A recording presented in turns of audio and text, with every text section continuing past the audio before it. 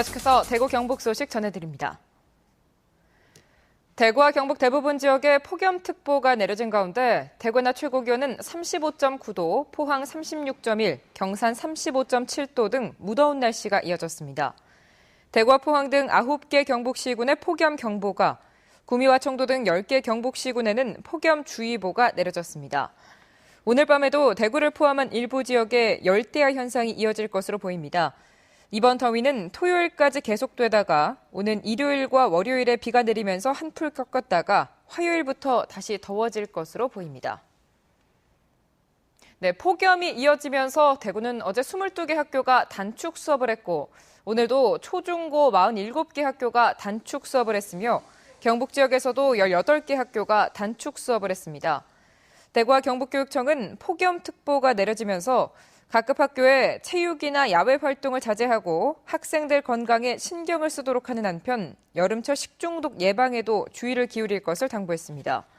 경상북도도 폭염이 기승을 부리자 다양한 매체를 활용해 폭염 상황과 국민 행동 요령을 알리고 노인들의 건강 상태를 점검하는 한편 무더위 쉼터의 냉방기 가동 여부를 수시로 점검하기로 했습니다.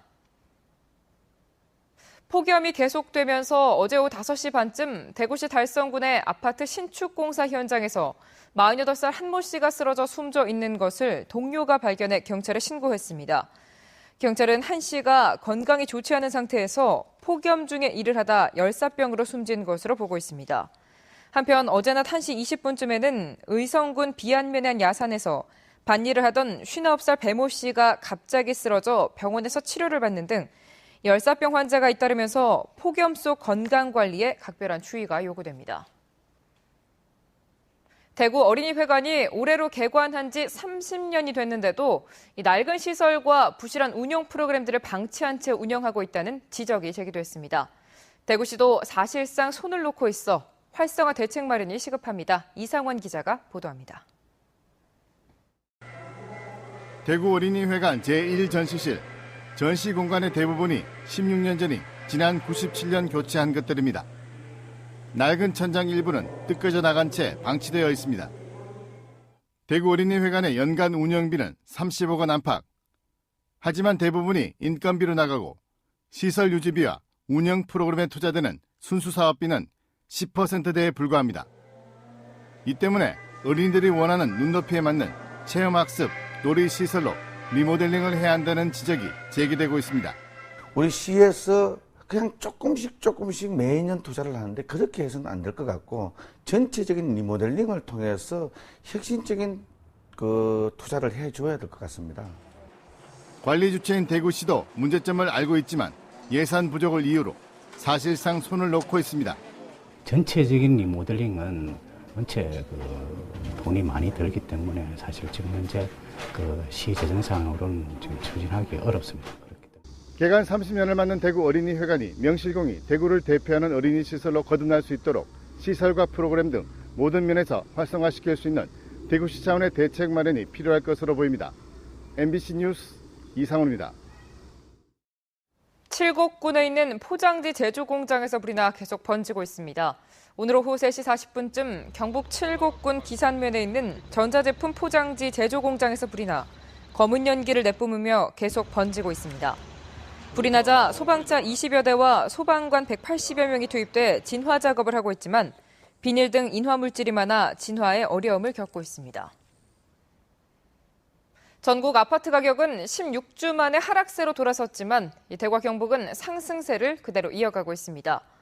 한국감정원은 이번 한 주 동안 전국 아파트 가격이 0.02% 떨어졌지만 대구는 0.37%, 경북은 0.36% 올랐다고 밝혔습니다. 아파트 전세 가격은 전국 평균치가 0.11% 오른 가운데 대구는 0.42%, 경북은 0.31% 상승했습니다. 대구시는 한 개 팀 6명이던 상설 단속반을 2배 늘려 이 분양 현장에 등장하는 속칭 떴다방의 불법 중개 행위를 집중 단속하는 등 분양률 부풀리기와 불법 전매 행위 차단에 나서기로 했습니다. 또 대구지방경찰청과 대구지방국세청, 공인중개사협회와 함께 합동 단속반을 꾸려 전매액 축소 신고자와 미등록 중개 행위자 등은 수사와 자금 추적을 해서 형사처벌까지 할 방침입니다. 일본 인쇄업체들의 모임인 레디보드 클럽의 회원 등 관계자 30여 명이 오늘 대구 출판 산업단지를 찾아 입주 기업인 INP의 자동화 공정을 견학하고 버스로 대구 출판 산업단지를 둘러봤습니다. 대구 출판 산업단지 입주 기업들은 일본 인쇄업체 관계자들의 방문을 계기로 일본 시장 진출에도 나설 계획인데 대구시는 일본 인쇄업체 관계자들에게 대구 출판 산업단지의 남은 땅을 소개하는 등 대구의 투자 환경을 홍보하기도 했습니다.